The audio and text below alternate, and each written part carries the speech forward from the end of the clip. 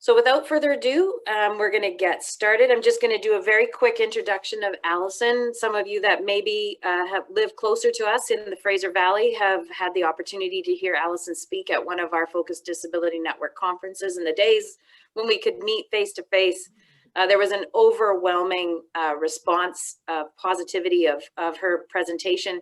And so we're super happy to have her back and to be able to present again today. So I think you'll enjoy the way that she tells stories and really helps us strategize on our perspectives and internalize a little bit about how we can recognize ableism and what we can do to potentially shift the way we think about things.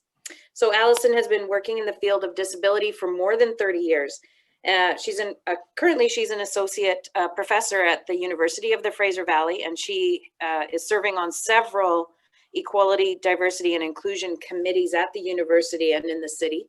Allison is charismatic. You're gonna really be pleased with your hour will fly today. She's passionate about sharing this information. She's a seasoned speaker, consultant, advocate, and thank you so much, Allison, for joining us, and it's up to you now. Wonderful. Well, thank you for such a great introduction.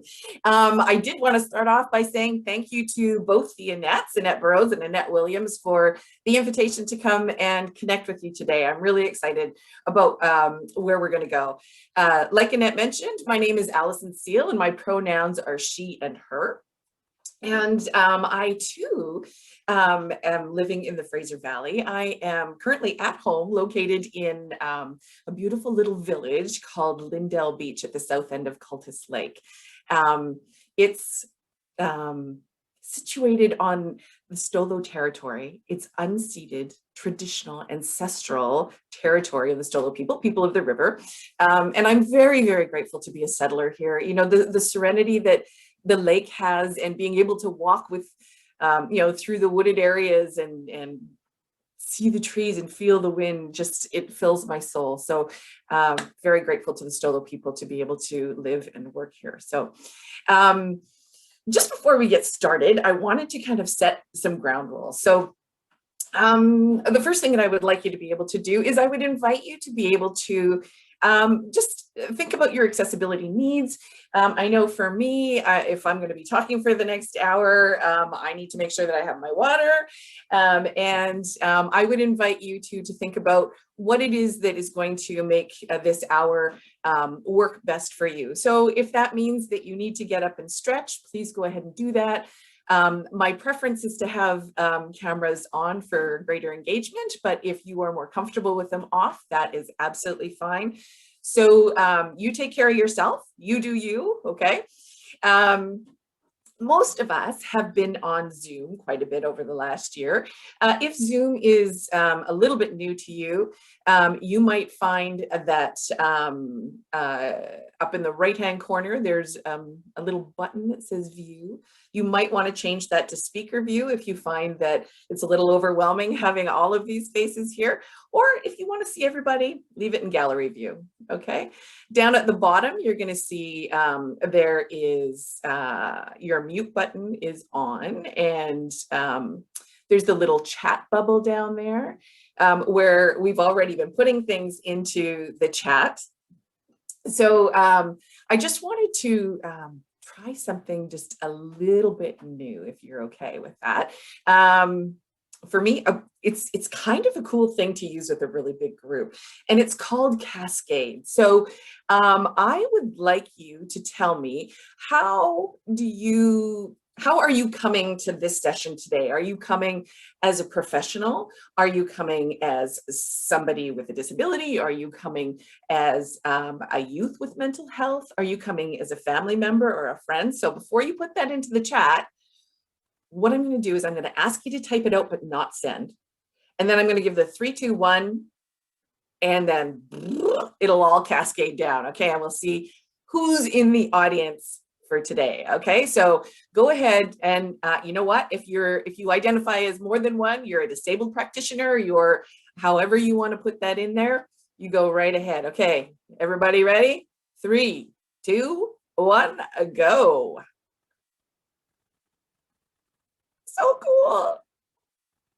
Student, excellent. Advocate, Bow Valley, yes, love it. Professional who's feeling isolated. Okay, good. Joining from Terrace. Okay, wonderful. Well, that's helpful. It gives me just a little bit of an idea of who's with us. You know, when we're in person, it's a little bit different. We can have different kinds of engagement. So, but you know what? When one door closes, there's always others that open. So we'll go with that.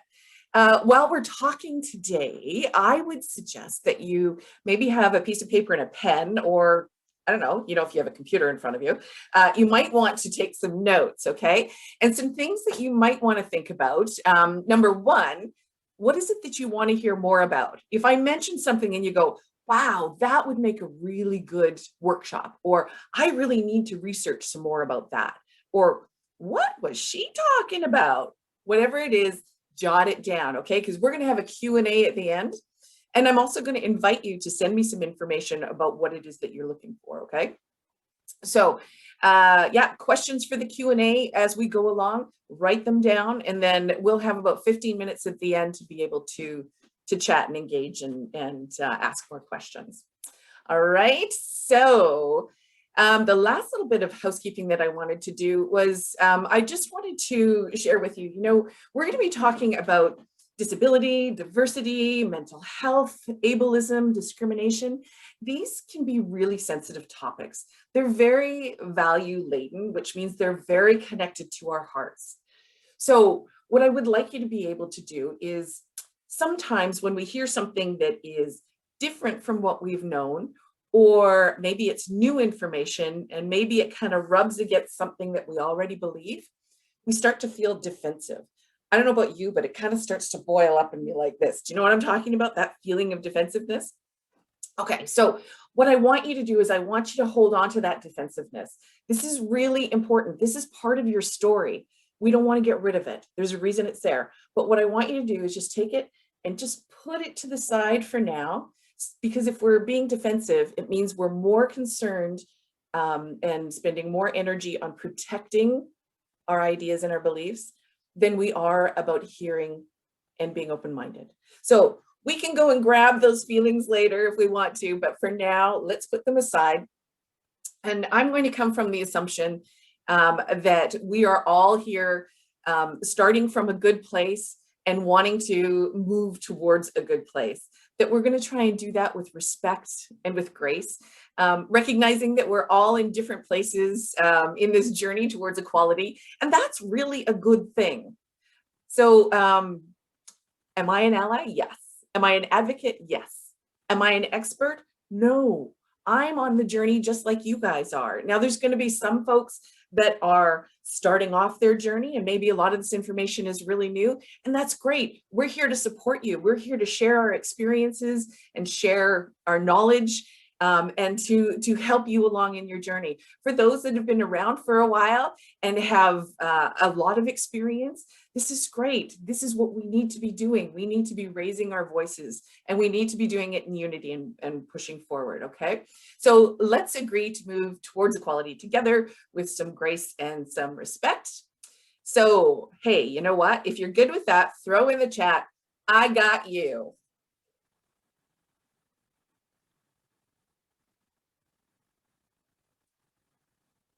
Oh, you know what? I have to move my chat down because it looks like nobody's saying anything. Okay, good. Nice. All right. Okay. You scared me there for a second. All right. Okay. So my goal for today is to build disability allies. Okay. So this is something that I'm extremely passionate about. I believe that by building disability allies, and that could be people that are disabled, people that are not disabled. Not that I believe it's a binary, but that's a whole other discussion. I have devoted my entire career, so more than 30 years, yes, I started when I was 4, my entire career to working with people with disabilities and trying to build equality into systems and staying open and trying to learn and asking questions and engaging in the disabled community. So you're going to hear me use both people first language and identity first language. So know that that is on purpose, and that is to be able to respect the two sort of different camps. One tends to be more sort of the professional. So typically when I'm working with professionals, I use people first language. And if I'm engaging in the community that is disability pride and political, I tend to use identity first language. So just know that you're going to hear both of those, okay? So yeah, this absolutely devoted to this. And I truly believe that if we can increase the number of allies and the sense that the allies have, and even encourage people to be taking action and standing up, then I think that we can work towards equality there, okay? So what I have noticed over the years is that usually people are very well-intentioned. They don't intend to harm, but what happens is when people don't understand what ableism is about, they tend to harm without knowing. It isn't their intention. It almost feels, you know, we've been taught to discriminate against people with disabilities. It feels natural sometimes feels necessary, and definitely it feels justifiable, right? Have you ever heard, oh, well, we can't afford to make accommodations. That costs too much, right? Okay, so intention, even though we may have the best of intention, if what we are doing is ableistic, it still harms. So today what we're going to do is we're going to look at how do we go about identifying ableism, and we're going to look at some strategies in order to become better allies and to be able to work together, okay? This is one of the ways that we can increase inclusion, and one of the ways that we can really celebrate human diversity. So before we move on, I think that there are at least two definitions that we need to talk about so that we're talking about the same thing, right? Okay, so first one is disability. How many people have seen more than 100 different definitions for the word disability? Yeah. It is a very difficult, complex, multifaceted idea to be able to pull apart. So what I am going to do is I'm going to give you my definition. And in the chat, what I'd like you to do is maybe put your definition or your reaction to my definition, okay? So now I'm not going to be able to read all of them, but I understand that this is all going to be captured, so hopefully I'll be able to read it a little later, okay? So my definition is the intersection of a group of people whose bodies or minds fall outside of what society has deemed normal. Okay, so we're talking about physical, neurological, cognitive, psychiatric, sensory. So anybody who falls outside of that boundary that we have decided, we've created that boundary. If you're outside that, you have a disability, okay? Now, I'm going to say it's not just that. In fact, disability doesn't lie within the person at all. Disability lies when the person interacts with their environment. That's where the disability lies, in the intersection of those two things. Okay, so as an example, if we have, you know, today we're talking about youth with mental health. So if somebody is really struggling with a lot of sensory input, you know, there's too many people. If they're at home on their own, that environment, the disability isn't really there. It's not a problem, right? If they go to a concert or a hockey game and they're surrounded by many, many people and lots of input and lights and color and sound and smells, and it's overwhelming, it's that intersection. It's that person with that environment and that intersection. That is what the disability is. That's my definition. What do you guys think? Okay, the next one that we need to, the next definition that we need to talk about is ableism, because gosh darn, that's what we're talking about today. So ableism, the most basic description of ableism is discrimination against people with disabilities. That's pretty straight up, but it's way, way more complex than that. It's the superiority of able-bodied, able-minded people over those people that fall outside of our definition of normal. Ableism is always political.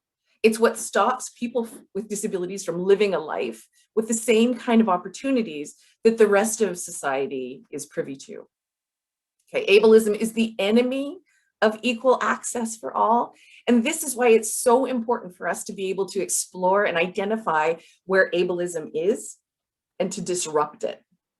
Oh my gosh, I gotta tell you, you know what? This year for New Year's, I always make New Year's resolutions, and usually by March, they're gone. Usually it's about losing weight or working out or eating differently, but not this year. You know what I did this year?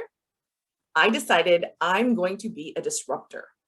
And so what that means for me is that when people are talking about equity, diversity, and inclusion, because that's the big topic right now, whether you're talking post-secondary, political, city, corporate, nonprofit, everybody's talking EDI, equity, diversity, and inclusion. But often what they're really talking about is women, people of color, Indigenous, LGBTQ+. And sometimes we might add disability onto the end of that. So if you are hearing people talking about EDI, equity, diversity, and inclusion, stand up and say, and we're talking about people with disabilities too, right? They're 15 to 20% of our population. We cannot afford to have them marginalized, okay? So this is what we're going to be exploring today. So let's start. I'm going to share my screen with you. And we're going to talk about identifying different types of ableism. So we have 3 different types of ableism that we're going to talk about today. And I have a feeling that my PowerPoint is going to take a second to get here. Boom. And oops. From the beginning. Okay, so ableism is always, always political, and it is always harmful. So know that it's political. It's not just, oh, it was a joke, or, oh, I didn't really mean that. That doesn't work. It is always political and it's always harmful. So the first one that we're going to talk about is systemic ableism. So this is what, when we're talking about the discrimination that is propagated through policy, through procedures, through programs, services, protocol, this is the upper level of things. Sometimes we don't really think about that. We just say that's the way that we do things, or that's the rules, or that's the process. And we don't dig a little bit deeper there. Okay, so systemic, that's the big one, okay? The next one that I want to talk about is interpersonal. So this is between people. This is when you're experiencing it face to face, often in microaggressions. And the last one that I want to talk about today is going to be internalized. And that's when I don't believe that I deserve to be included.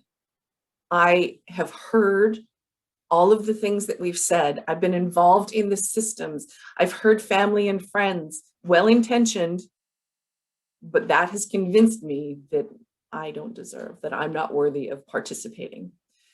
Okay, so I am going to stop sharing. Oh, actually, you know what? No, I'm going to leave that up for you right now. And I am going to tell you a little bit of a story here. This is a true story. And I shall leave the names out. Oh, let me just see here. Stop sharing for a second so that I can.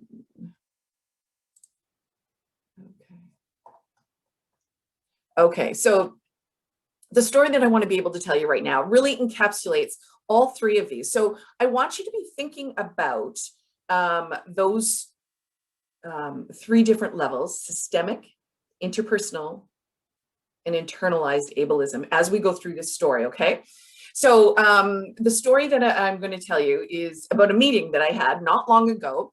And the focus of the meeting was really around advising people around accessibility. So the committee itself is there to be able to help people make their businesses, their organizations, the city more accessible. So all the members within the meeting have a significant lived experience with disability, with discrimination, with ableism, with two exceptions.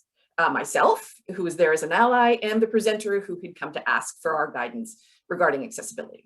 So we're discussing this program, and the program itself is one that provides neighborhoods to put on a little bit of money to be able to put on some events, like block parties or community barbecues, that type of thing. You know what I'm talking about, right?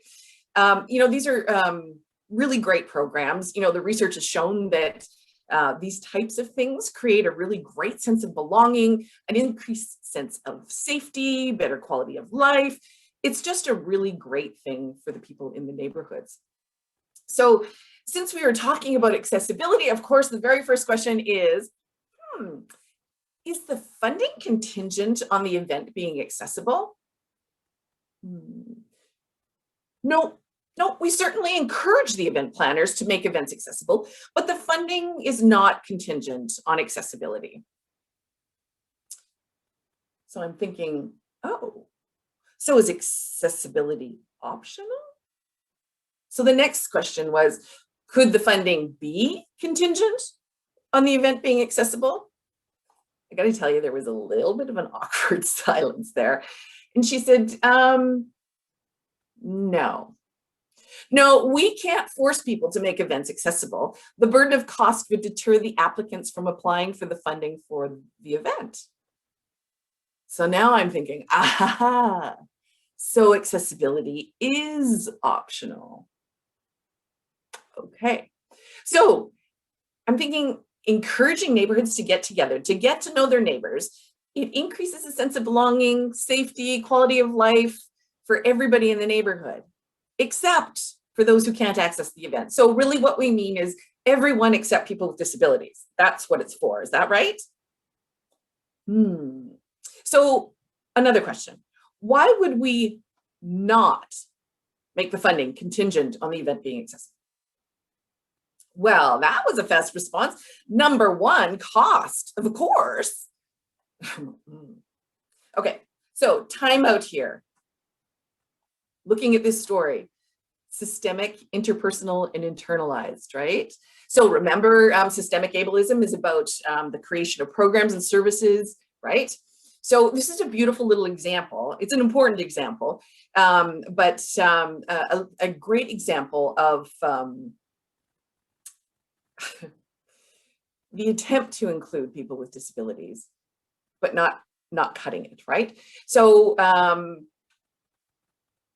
what they've done is they've really just kind of said, well, it's okay because maybe we can do an add-on later. But people with disabilities have always been an add-on, and it's time for people to realize that this is part of society. We are people with disabilities, and people with disabilities are us. We are one, we are society, and it means that we should be included. So when it came to the interpersonal part of that, there we were talking about people with disabilities, and it was fraught, absolutely fraught with microaggressions.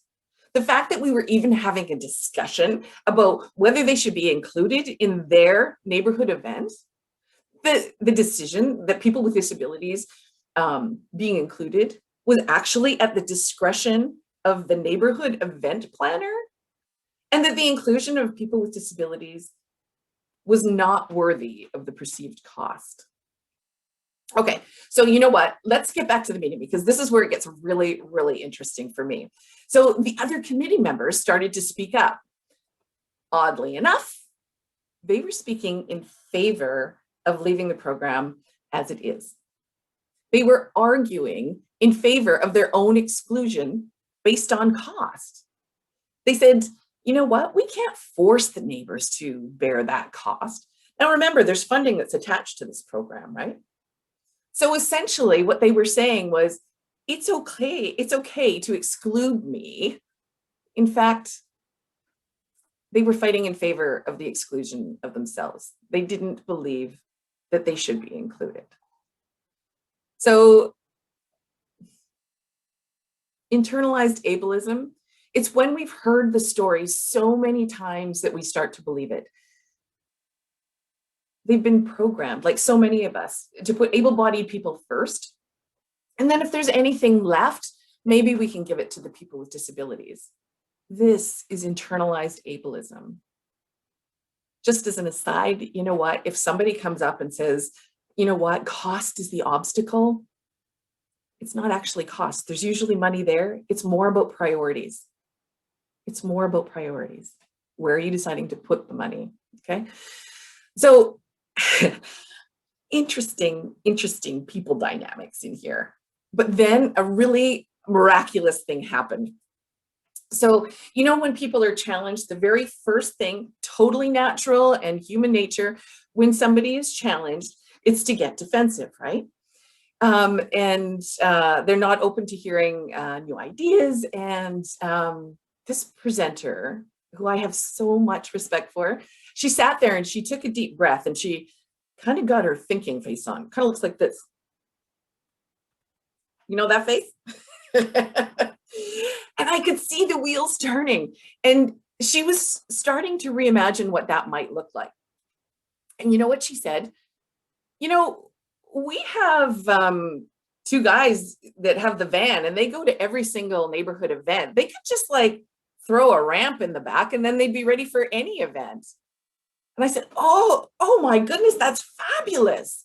That's fabulous. How much will that cost? And she says, oh, it's not going to cost anything. We have a ton of wood in the shop and the guys will put it together in less than half an hour. It's not a problem. Oh, fantastic. So cost really isn't an issue then. Well, maybe there's some other things that cost. What else would cost for these events, do you think? Nobody could come up with anything.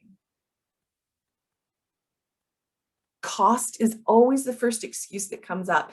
And honestly, if you dig past that, if you talk about priorities and what is actually going to cost, usually things can be worked around with a little bit of creativity and a little bit of imagination, and sometimes a little bit of elbow grease. But for the most part, cost really doesn't come into things often. Not to say that it doesn't, it does sometimes, but for the most, I've really found that it's just about imagination and creativity. Okay. All right. So, where are we at here? So, you know what? Let me try something else here. When we are developing allies, what kinds of things do you think that we need to do? What actions do you think that we could take? Write that in your notes for now. I want to just open up the whiteboard here. Where's my share screen? Okay. And I'm just going to write some stuff. Oh, it's so different when we have a large group. Okay, so let's talk about youth and mental health. How do you think that youth and mental health are impacted when it comes to structural or organizational type ableism, institutional systemic ableism? What do you think?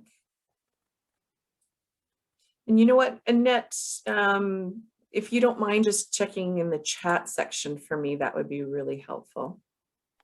So one person said education. Okay, so this is some strategies that we can come up with. Yeah, absolutely. Education. What are some other strategies that we could use?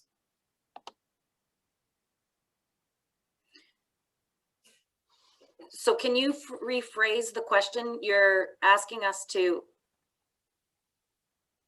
I'm looking for, you know, I asked two questions, which is what the problem was.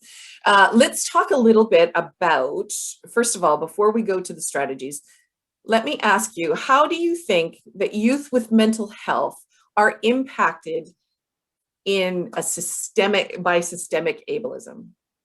So for instance, are they sometimes left out of programs because maybe the people that are running the programs don't have the training to be able to work with them? Yeah, so a couple people have talked about being excluded from the opportunities. That.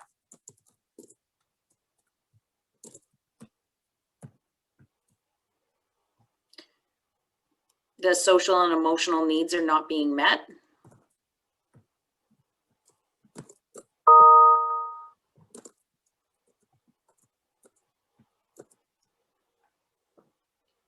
Yeah, absolutely.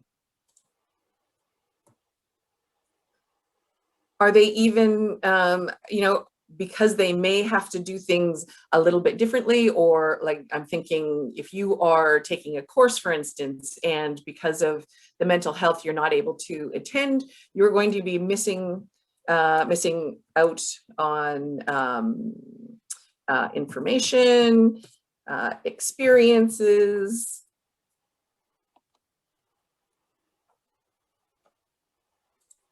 Let's try. Yeah, and then just to add on to that, the result is that that forces people to drop off or out of their programs, right? Because their mental health hasn't been accommodated for, and so some lack of awareness, what's available and how to get support. Yep. Some activities or programs don't even include youth, so they're being excluded. Yeah, there's lots of misconceptions that, you know what, youth don't deal with mental health. That's an adult issue, right? I think sometimes programs are wired to serve themselves, like with their locations and their time of operation, and just by the fact of how they're built logistically, it excludes youth and it excludes those that potentially would like to prefer to meet, you know, at 9 p.m., not at 9 a.m. Absolutely, absolutely. So what about at an interpersonal level? How does interpersonal ableism impact youth with mental health? Someone wrote, I don't know if this fits here, but it's a good, awesome point, is that including the youth themselves or people being served to plan the programs or to plan what's going to happen. Absolutely, beautiful strategy. In fact, the most important strategy is to have, you know, youth with mental health at the center. They should be there helping make the decisions. And if they aren't able to be there for whatever reason, that perspective needs to be brought to the table while things are being constructed, while they're being planned, while they're being executed, right? Mm-hmm. Yeah. There's beautiful. so many good things coming in. Another great one I thought that leads to the interpersonal is how to support the education of friends so that they can support others with understanding mental health, or and I'm sorry if I'm not doing any favors for those that are writing things in. Basically, yeah, education or information for those that are supporters or friends. Excellent. Yeah. Education at each level is going to be a really, really important strategy, right? We need to be able to, for the interpersonal level, absolutely. The people around us, we need to be able to share with them, and we need to be able to share with them in a positive way. I'm not belittling, you know, the biological aspect or the societal aspect, but we need to be who we are. We need to have the space to be able to express our uniqueness and our needs. You know, when we talked about accessibility needs at the beginning, we need to be able to educate the people around us what it is that what we need in order to be able to be part of that, or whatever that might be, right? That education. Go ahead. There's another person that said potentially, you know, the service providers are a bit too old. I think that's what they're like. It's frankly, another youth doesn't want another mother or father, right? But Yeah. Yeah. maybe You know even what? the I hadn't perception thought of about age. that, but that makes a lot of sense. Yeah. Absolutely. Yeah. And I'm wondering, is there, you know, how to raising that as a concern or an issue is really important. And so I think that's something that we can look at. I'm sure there might be, you know, some mentor programs out there or something like that. But yeah, you know, raise the issue and then we brainstorm the heck out of it and figure out what's going to work for everybody, right? Someone else, Cheryl, put in the word labeling, and I think that is another one that kind of goes, you either label, you know, that could fall into all three of those categories, I think. It absolutely could. Yeah. So interpersonal, educating the people around you. Sorry, my typing, I didn't think through the whiteboard very well, and I'm not feeling like it's working very well. So I'm going to come back to you guys. Okay. Okay. So from the systemic, the interpersonal, the interactions, the microaggressions that happen, and then the, you know, the internalized. So how does internalized ableism impact youth with mental health? Just throw it up in the chat there. I think we need to, Sean brought up a good point that we don't want to switch from ableism to ageism and say that, you know, if you're not equal, and we're not going to just switch one discrimination for another. Absolutely. And we don't want to start comparing different isms, right? They're all very important that we approach and that we educate about. But what Sean is bringing up there is that there is definitely, you know, intersectionality. So when you are a young person, a person of color, part of the LGBTQ plus community, you know, all of those things intersect differently. And with disability, you know, disability doesn't discriminate on where that identity lies, right? So yeah, the intersectionality, Sean, is really something that we need to be considering. So Allison, are you able to read the chats now? There's a lot of information about the internalizing. Do you know what? If you can help me with that, that would be really great. Okay. Okay, so maybe youth are feeling they can't advocate for themselves, or they don't feel included or important enough, that there's some isolation and hopelessness, some embarrassment about being able to come forward, or even the maturity to identify what they're experiencing is more than just a typical, an angst, or whatever that might be. And frankly, doctors have a hard time, and parents, right? Figuring out, why is my son smelling like a teenage boy? Is it because of, you know, hormones, or is it because right. there's a lack of self-care and that's leading to something else, right? It's yeah, and you know, the internalized ableism is a really difficult one to work through. Because my perspective of disability is that disability is part of my identity, right?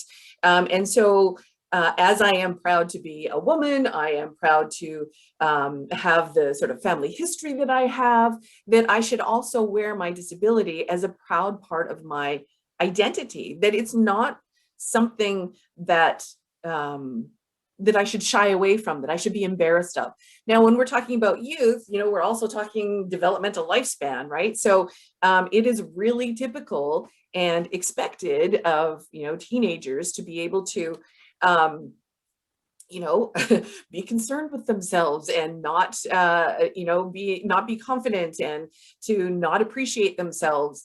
That's part of that growth into adulthood. And I think it's something that we need to be able to look at, to be able to really identify disability as something that brings gifts, that it is a beautiful part of human diversity that we need to not just tolerate and accept, but that we need to be able to embrace and expect and to to have that as part of our society. We're richer with that disability perspective.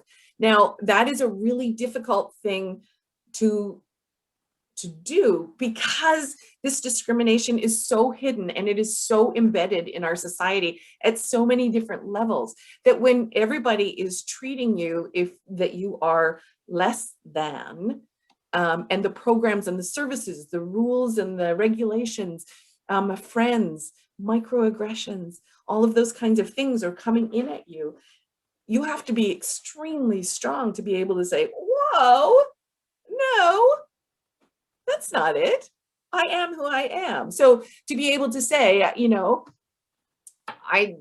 this is what I struggle with. You don't have to give people diagnosis. I mean, that's the whole talk. But to be able to say, you know what, it's really difficult for me to be in a big room of people. I think I'm just going to stream this, and be proud of that. Be okay with that, and know that you're getting your needs met. And what that does is it also encourages other people to get their needs met. It encourages people to see people contributing the way that they need to be able to contribute, and to be able to take disability on as a stance of pride, as an identity of pride. Okay. All right, let me just take a look at the chat here. Okay. Yeah, the self-doubt, the isolation, very difficult. And so that's why, I love the fact that we have people from geographically a wide range of people, but also diversity today in professionals and family and self-advocates. And I see a couple of people from the Equity, Diversity, and Inclusion President's Task Force at UFB. This is wonderful. All of these perspectives have to come together if we're going to make the society a more equitable place for people with disabilities. Okay, so let me just take a quick peek here. So when it comes to some strategies, when you think about strategies at a systemic level, so we've already talked about education, and we've already talked about having people with disabilities or youth with mental health sitting at the table, helping make decisions, being informed, right from the planning stages through to execution and fruition. What other things can we do at a systemic level? It can be some simple things like asking more questions. Who's at the table? Who's not at the table? What is the actual cost? What would happen if we didn't do this? If we make this policy, the underlying assumption is we are not expecting people with disabilities here. Is that what we want to say, or can we change this around? Okay. And we need to make sure that people with disabilities are part of the initial group, right? Not as an add-on. Within my department, we have, my department is upgrading and university preparation, and it has all the adult basic upgrading, computers, math, English. I teach in an adult special education program under that umbrella, and they wanted to have a bursary, some type of a grant, and it was going to be based on GPA. But my program was the only program that is a no credit program. And so the GPA would be 0. So my students with disabilities, unless they were in those other programs or other courses, wasn't eligible, would never, no matter how hard they worked, no matter what their story was, would never get that bursary. And when I brought it up, they said, oh, why don't you go and apply and we'll just take a look at it anyway. It's like, no, how about we change the rules and make it so that it's inclusive? Okay, so think about, are we band-aiding or are we actually fixing the problem? So systemic level, those are some things we can be thinking about. Interpersonal level, think about the language that you're using.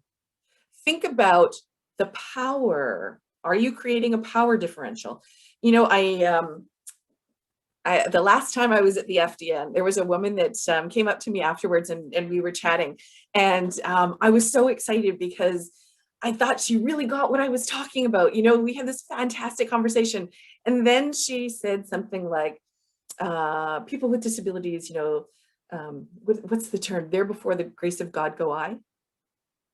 And I thought, oh, you didn't get it at all. You didn't get it at all. So be careful about the language you use, about, you know, when we start using things like psycho, I'm bipolar, I'm OCD, you know, just in regular language. If you're using a term that is connected to disability, it's being used in a negative way, then it's likely ableist language. Ableist language is something, is a whole other workshop that we can talk about another time. Conscious biases. Yes, questioning and understanding. Annette, did you see anything else there around strategies for the systemic level? Sitting around a table. Yeah, being vulnerable with one another, calling, I want to say calling people out, but remember when we're talking about respect and grace, we want to be able to educate. We don't want people to shut down on us. So we need to be able to question and push respectfully and know that that defense will come up, because I didn't mean that. I'm a good person. I even know somebody with a disability, right? You'll get all of that, and you need to allow them to go through that. And you know, at an interpersonal level, some of the strategies that you can use, education was one that somebody said. Advocate, yes. To advocate and to be an ally means knowing that I will never be the center of attention for that. The power belongs to the person that I'm advocating with. I am being with them as we work towards equality. It's about using my privilege. It's about using my power to help a marginalized group get what they deserve. Okay. Interpersonal. Oh my gosh, there's so much that we could do. We could, Annette, we'll have to come back and just do a whole interpersonal one. Okay. This kind of a workshop would be where we talk about how do you create responses when, you know, I don't know about you guys, but for a long time I would hear ableist language and I would like cringe inside, but then the conversation went on and I didn't say anything. I didn't know what to do with this feeling. And so a language type workshop is something that could be really, really helpful. Mm-hmm. Tasha Okay. was asking if you could describe a little here. She wants to hear a little bit more about ableist language. Ableist language. Okay, so when we talk about ableist language, what we really mean is when we have language that is connected to disability. So blind, lame, crazy, all those kind of, that kind of language has been used from a medical or a biological perspective to describe people with disabilities. That language kind of, I'm not going to say belongs to that group, but it's descriptors that have been used to describe that group. So now if you take that language and you use it in everyday language, I mean, if you use it to insult somebody overtly, absolutely, totally insensitive, totally uncool. But we use this kind of language every single day in our normal conversations when we are not talking about disabilities.